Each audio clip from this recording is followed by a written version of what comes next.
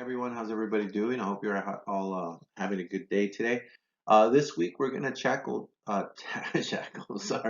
we're going to tackle chapter 12 in the Persuasion book. It's called Deception. All right. Um, it's interesting when we talk about marketing and sales and persuasion, because a lot of times that first thing that comes into our mind, especially when we're talking about sales, there's sneaky salespeople that are just trying to take advantage of you, right? Trying to get the most money out of you. Um, because it inherently that's the job. You know, a lot of the people, especially if you go to car dealerships or other other places where you're buying stuff, a lot of the things that you're buying have a sort of an inherent monetary incentive um, for the salesperson to sell you something. So depending on how much they get you to buy or how expensive they get you to purchase something, they get a little piece of money off of that, right? That's their commission. And so inherently, it's sort of to their favor for you to buy an expensive car, for you to buy multiple pieces of furniture, because they make money off of it. So they're going to be sort of pushy in that direction. And while in some cases it's sort of seen as just being helpful, a lot of times it's just seen as just being pushy, right? So the idea here is to understand sort of what goes on with the idea of persuasion and sort of the tactics that are being used, and specifically deception. So let's start with deception. That's what the chapter is about. So deception is not easy. Think of when you tried lying to your parents as a kid, right? Lying to you to get what you want, to be persuasive, it's not easy. Now, there are there are people who can sort of be more deceptive or be better at deception than others. Granted, there's always someone that's good at something, and there are some people that actually make their living out of being deceptive people. You know, they're criminals in that aspect, in that they cheat, they lie in order to get money off of people. My wife and I are just watching a series called The Con that really just talks about how people sort of lie and cheat their way into, stealing money from people. So, anyways, in this situation, we have to understand that first of all, deception is not easy, right? It's hard to do. So, what is deception, right? There's lies and there's damn lies. So, you first of all, you lie to benefit other, right? In other words, you lie to the benefit of something or someone. You lie to affiliate. Sometimes you lie about who you are, what your background is in order to fit in. You lie to avoid invasion of privacy. Sometimes you make up a lie so that people don't ask you questions. How are you doing? Fine. Well, I can tell that you're not fine. How are you? No, I'm fine, right? Because you don't want people prying into your business. Sometimes you lie to avoid conflict. Hey, is everything okay? Yeah, we're good. Thank you. Why? Because you don't want to start an argument. You lie to appear better. You can lie to protect yourself. You can lie to benefit yourself. And sometimes you could even lie to harm somebody else. You know, lies can do a lot of things. Other ways of motivation of perception, according to Burgoon, is distortion, right? You distort the truth so that the truth isn't 100%. You omit some information. You don't tell the whole truth. Or you could just falsify and just say just tell a lie, a blatant lie that just completely isn't true, right? When you give false information, falsification, right? You distort the truth, you omit the truth, or you just totally change the truth to something that's a blatant lie. Now, McCormick's information manipulation theory is that we assume that people will be honest with us when they are not. Well, why is that? Is it human nature? Um, do we look to see the best out of people? Um, Not only that, do we get the whole truth? And do what people tell us is not always true? Or sometimes it's even vague or an ambiguous message, right? They manipulate sort of the message to make it vague or ambiguous. Now, telling lies, the enactment of deception. There's a theoretical framework to deception detection. And here, We talk about Zuckerman and Driver, who talks about the four-factor model. The why people lie, the why they act the way they do. First of all, there's arousal. Some people just get aroused. They just get a feeling of excitement when they lie, and they get away with it.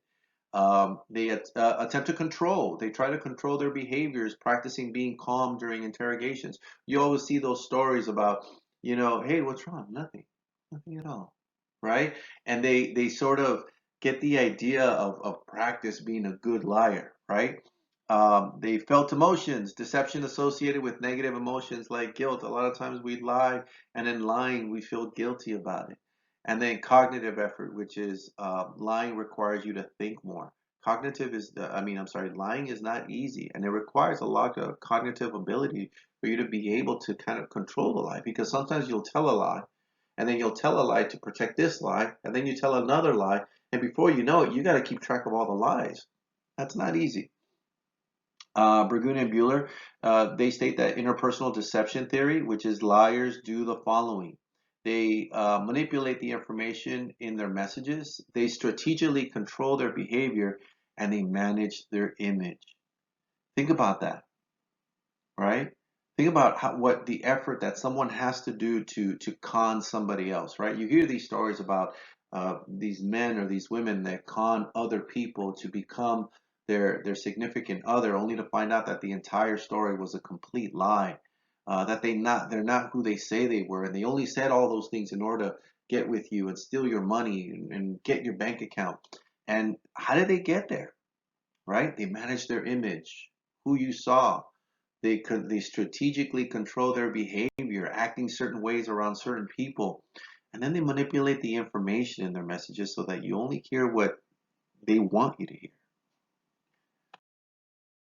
Some criticisms of theoretical assumptions is telling a white lie, your hair looks nice, by not may not be as cognitive and aroused as the theory suggests. So basically, what it's saying here is that sometimes a little white lie, like saying you look nice, it's really not a big deal. It's not the it doesn't have that rush that you might think it does. And it's not as complex as we might think. Some people can really, for them, it's easy, right? It's not complicated at all. So what makes a liar persuasive? The wood pullers here is Machiavellianism, the ability to control your ability to lie for your benefit. Um, think about this, the ability to control your ability to lie for your benefit, control of your communication skills and emotions. This is a person who is able to just convince someone of anything, whether it's true or not. That's someone who's got the confidence, uh, control of their language, control of their emotions. They are just able to just give you a message so crisp and clear that it just has to be true, right? Now, are some lies easier to tell than others? The spontaneity of a lie. Are you prepared, and how long is the lie? In other words, what it's saying here is this a lie that was really thought out, and you really thought about what you were going to say, how you're going to say it, who you're going to say it to? Or was this just something that just spur of the moment, just came to your head because someone asked you a question and you weren't ready, so you just lied so you wouldn't look dumb or something like that, right?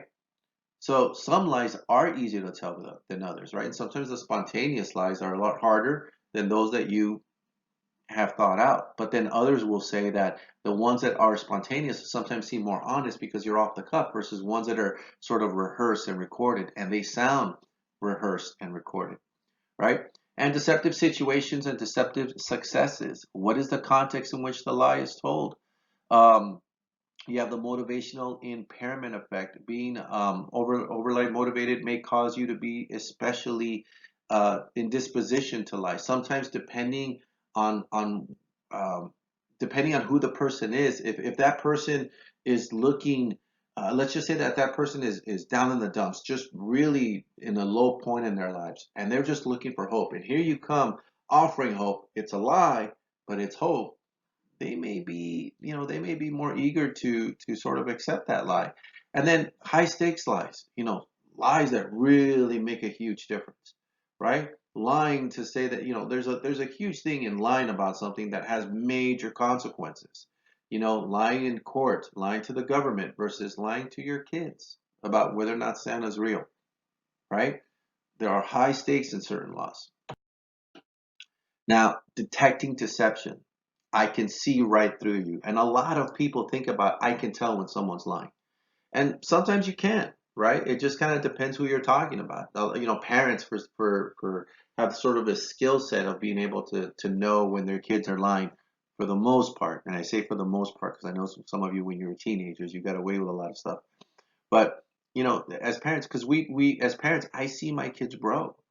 I see their mannerisms. I see the things that make them tick and what they like and what they don't like. And so when I hear something that just doesn't flow with what I know, I kind of get the hint that something's not right there, and it very well could be a lie. Um, Factors that influence detection. Look me in the eyes. There's stereotypes and intuitions about deceptions, right? What cues are you looking for? What cues are you sort of paying attention to that can sort of give you a clue that they're lying, right? Ambivalence or indifference sometimes are some things that pretending like you don't care when you actually do can sort of be a cue. You can train people to be effective lie detectors. There are some people, you can talk about sort of police officers, FBI agents, who are trained to detect when someone is lying. And then can you be trained? Studies show different methods and cues for detection, but some training is better than none. So some people will say, well, there isn't a great skill in detection, or you could teach everybody, but not everybody gets it. It might be true, but I would venture to think, and the book does as well, is that, well, some training is better than no training at all. It's better to learn about, lying and detection. And there are actually some people who make a living out of lying and detection, and then to never have even practiced it at all. Humans as polygraphs. Some people are better at deceiving others. There are some people that can just lie to your face with a straight face and just feel no remorse about it, and they're just really good at doing it, just as like there's people really good at detecting it. And then there's familiarity biases and deception detection. And this is where we talked a little bit about earlier, where if you know the person, you can tell that they're lying more often because you know that person. You know who they are, you know how they act. And so sometimes familiarity with that person will grant you the ability to know when that person is lying. There's suspicion. We alter our behavior so we do not look suspicious of a lie, and that sometimes is works against us, right? The opposing effects model: being suspicious makes you more accurate when judging lies and less accurate when judging truth. And so what happens is that when you're acting suspicious, people are more likely to think that you're lying than you are when you're telling the truth. There are times when you're so nervous. You could talk about a situation where you get pulled over by a police officer, and they say, "Why do you look nervous?" And you could be like, "Because I've been pulled over." Well, would you have something to hide? No. But now you're making me even more nervous, right? And by acting more nervous, you're giving the other person the idea that you're actually hiding something when you're not. You're just nervous. I mean, and that can happen as well. So it could work against you, even if you are telling the truth. There's a probing effect. We talk about probing and deception detection. There's the probing effect, which is you probe a suspect for more information that makes third parties think that the suspect is more honest. So a lot of times, just probing more information can help facilitate whether or not you're telling the truth or not. Behavioral adaptation explanation: suspects change their behaviors to seem more believable when they are being interrogated, right? Some people will change who they are. They try to act more confident. Well, I wouldn't be talking to you if I wasn't innocent. They change their whole attitude about it, and sometimes that could be suspicious and make people think that you're lying. There's probing heuristic, where you think that when people are being probed, they are telling the truth. And that's not always the case. People sometimes think that just because I'm interrogating you, well, you're going to tell me the truth. That's not always the case. Some people stick to their stories no matter what. And then there's the Othello era, where people who tell the truth are sometimes misperceived because of their nervousness. We talked about that earlier, where sometimes you act nervous just because you're in a weird situation and you're not You're not comfortable where you are, and that nervousness can sometimes give people the feeling that you actually are lying when you really are not. You elicit cues to deception, putting the squeeze on. Bridge and colleagues suggest two strategies: imposing cognitive load approach. Lying is mentally taxing. Telling the lie backwards. Sometimes we talked about how you tell a lie to cover a lie, then you tell another lie. Well, if you tell us, when you lie about it cognitively, you're keeping track of everything. But when you say, okay, tell me the lie backwards or tell me the story backwards, it's a different story. So think of a situation where somebody's asking you, okay, tell me everything you did that day. And sometimes what you'll do is you'll say, well, I woke up at 6 a.m. I had breakfast. I got ready. I took a shower. I was listening to the radio for a little bit. Then I got ready for work. Then I drove to work. I took this route. And you tell your story and you start from when you woke up to where you are. Now that person's going to ask you, okay, tell me the story backwards. And that actually requires more thought. And if you're well enough and you can recall enough and put the story together enough, because it's probably true, to explain what you did backwards, you're more likely to tell that story truthfully, and you may skip or mess up if you're telling it backwards, if it was a lie, because you can't remember the lie in that order. Strategic questioning approach, which is asking questions they are not anticipating or having them provide arguments for and against. And here the idea is almost kind of a lawyer, just asking questions about this, and this, and then boom, asking about that. And catching them off guard sometimes will force people to think on their feet and they can't. Sometimes they're just caught and they have to tell the truth at that point. You have contextual knowledge and deception detection. What's the sitch? Um, when given the full information about context, you can usually see the lie better, i.e., the facts checked. And here, the idea is about understanding what the whole story is and what the facts are, right? So think of a situation where, let's just say, a husband told his wife that he was going to go to a friend's house to watch the Sunday NFL games, right? So he leaves the house, goes to the game, goes to his friend's house to watch the Sunday NFL games, and he's gone all day. He's supposed to be back by 2 o'clock. It is now 6 o'clock, and he's not home yet. And so he gets home. The wife is mad, and the wife says, "Hey, where were you all day?" And he said, "Oh, well, I watched the game, and then I got hungry, so I stopped at Chick-fil-A to get a bite to eat. I was just hungry, and then I got home." Now, if you're paying attention to the story and you know the facts, you can usually catch that lie because you think to yourself, "Wait a second, Chick-fil-A isn't open on Sunday, so where were you?" Right? Aha, right? And that's the aha moment. And that's sort of how people get caught with their lies.